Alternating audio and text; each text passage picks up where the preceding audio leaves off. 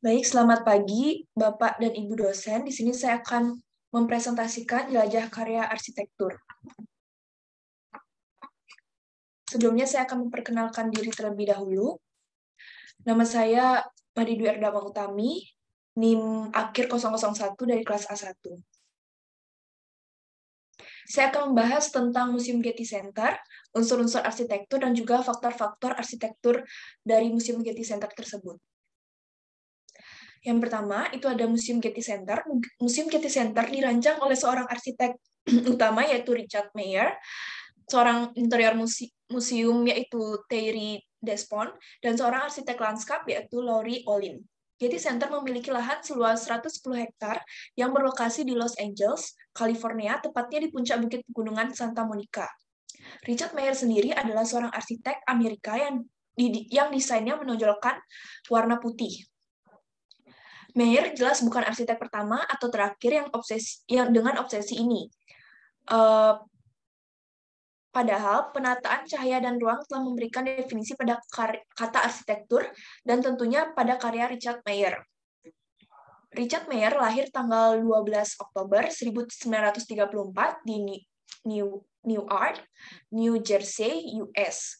Arsitek Amerika yang terkenal karena penyempurnaan dan variasi pada prinsip-prinsip modernis klasik seperti geometri murni, ruang terbuka, dan penekanan pada cahaya. Lulusan sarjana arsitektur Universitas Cornell pada tahun 1957. Richard Mayer termasuk ke dalam bagian dari 5 New York pada 1970-an. Sebagai arsitektur, tulis kritikus Nikolai, skala dan ambisinya mungkin tampak luar biasa, tetapi Richard Mayer, arsitek Getty, menangani tugas dan menakutkan dengan mengagumkan. Pada tanggal 16 Desember 1997, Getty Center resmi dibuka untuk umum dengan waktu pengerjaan selama 13 tahun, yaitu pada tahun 1984 sampai 1997. Yang kedua, saya akan membahas unsur-unsur arsitektur. Getty Center lebih dari sekedar museum pada umumnya, tetapi juga merupakan sebuah kampus yang mendorong para guru seni untuk menggabungkan pendekatan pengajaran mereka sendiri itu termasuk masalah seni, sosial, dan multibudaya. Museum Getty Center merupakan museum yang berfungsi sebagai pusat penelitian dan institusi konservasi. Bangunan museum terdiri dari bangunan dasar 3 tingkat yang tertutup untuk umum dan menyediakan ruang kerja staf dan area penyimpanan. 5 menara publik, 2 lantai di pangkalan disebut utara, timur, selatan, barat, dan pavilion pameran. Unsur-unsur arsitektur. Ada galeri lantai pertama di setiap pavilion menampung seni peka cahaya seperti manuskrip, furnitur, atau fotografi yang diterapi skylight yang dikendalikan komputer. Di galeri lantai 2 memungkinkan lukisan ditampilkan dalam cahaya alami. Lantai kedua dihubungkan oleh serangkaian jembatan tertutup kaca dan teras terbuka. Keduanya menawarkan pemandangan lereng bukit di sekitar dan alun-alun pusat. Patung juga dipajang di berbagai titik di luar gedung, termasuk di berbagai teras dan balkon. Museum Getty Center terdapat juga Getty Research Institute atau GRI yang didedikasikan untuk memajukan pengetahuan dan memajukan pemahaman tentang seni visual.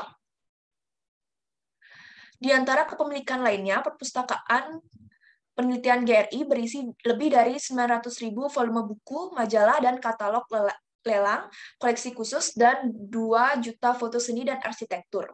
Kegiatan GRI lainnya termasuk pameran, publikasi, program residensial. GRI ini terletak di sebelah barat museum.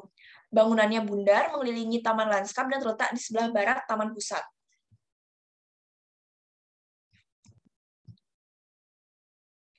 Arsitek Richard Mayer itu menggunakan elemen desain lengkung, aula pintu masuk museum dan kanopi di atas auditorium Harold Williams berbentuk lingkaran.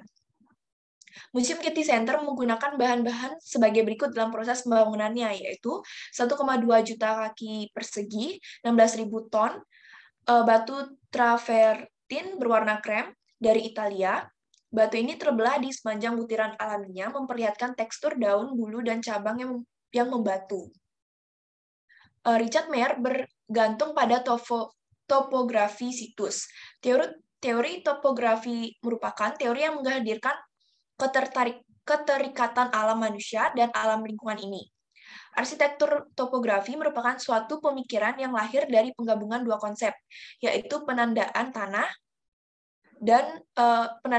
untuk menghindari kekacauan alam dan kebutuhan untuk memfasilitasi rasa saling tergantung dengan alamnya. Studi yang dianalisis oleh Mayer semuanya tentang pencahayaan samping, yang kemudian dia singkirkan. Dia berpikir tentang menerangi galeri dari atas dan mengendalikan bukaan di dinding sebagai cara alami untuk merasakan siang hari. Skylight yang dipilih Mayer untuk diterapkan pada museum tersebut, skylight yang dipilih untuk menerapkan museum tersebut. Akibatnya cahaya di dalam galeri berubah pada siang hari, dan pada pagi hari dinding barat memiliki lebih banyak cahaya, dan pada sore hari cahaya banyak berada di dinding timur. Kontrol sinar matahari yang kuat dan pengurangan perolehan panas matahari adalah beberapa masalah yang harus diakui oleh arsitek struktur bangunan di California. Masalah dengan Museum Getty Center adalah manuskrip, lukisan, dan sebagian besar karya seni akan rusak jika terkena sinar matahari langsung. Namun cahaya selalu penting untuk tampilan karya seni dalam proyek arsitektur apapun. Tetapi bagaimana cara mengatasi masalah ini? Mayer sampai pada kesimpulan bahwa karya seni harus ditempatkan di sekitar bangunan, menempatkannya di ruang dan kamar di lantai atas.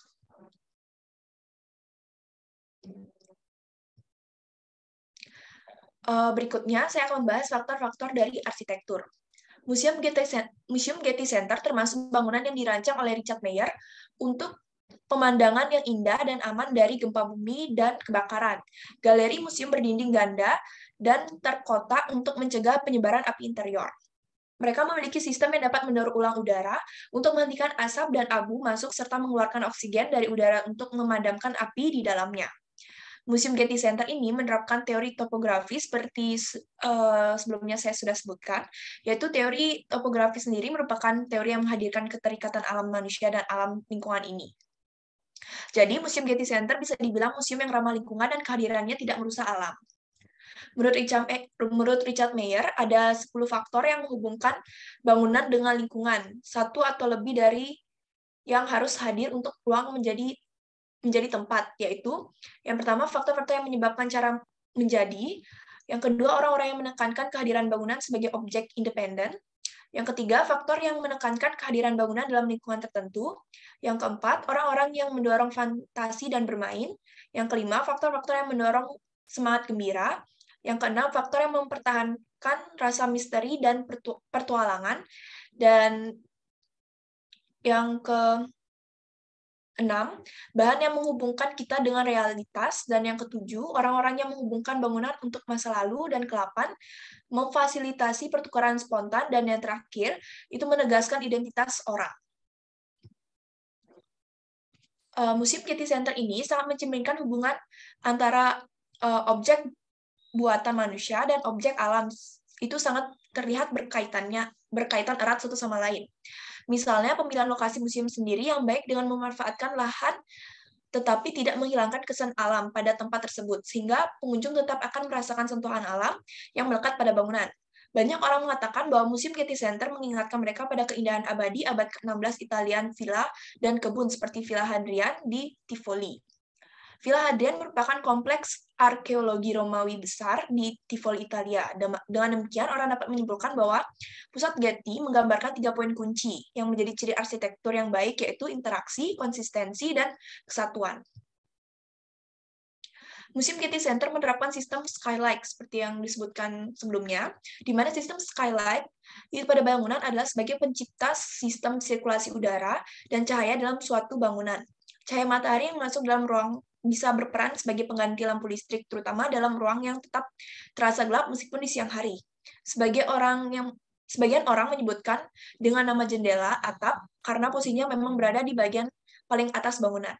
Skylight pada Museum Getty Center dikendalikan komputer, jadi fungsi komputer tersebut untuk mengendalikan buka tutup dari jendela atau skylight tersebut. Fungsi penggunaan skylight pada Museum Getty Center adalah agar pengunjung dapat merasakan cahaya pada siang hari, dan pada museum tersebut menerapkan konsep penerangan alami untuk menerangi lukisan atau pameran yang ada. Museum Getty Center memiliki pengaruh yang sangat besar bagi perekonomian dunia, karena Museum Getty Center merupakan salah satu museum terkenal di dunia dan tempat terbaik untuk dikunjungi di Los Angeles. Keamanan Museum Getty Center sangat terjaga. Selain melalui teknologi keamanan yang canggih, ada pun campur tangan manusia untuk mengawasi keamanan tersebut. Dengan adanya campur tangan manusia tersebut, maka bisa disebutkan bahwa adanya tindakan manusia terhadap teknologi yang digunakan. Jadi ada keterkaitan antara manusia dan juga penggunaan teknologi yang ada. Baik, sekian presentasi dari saya. Maaf bila ada salah kata dan terima kasih.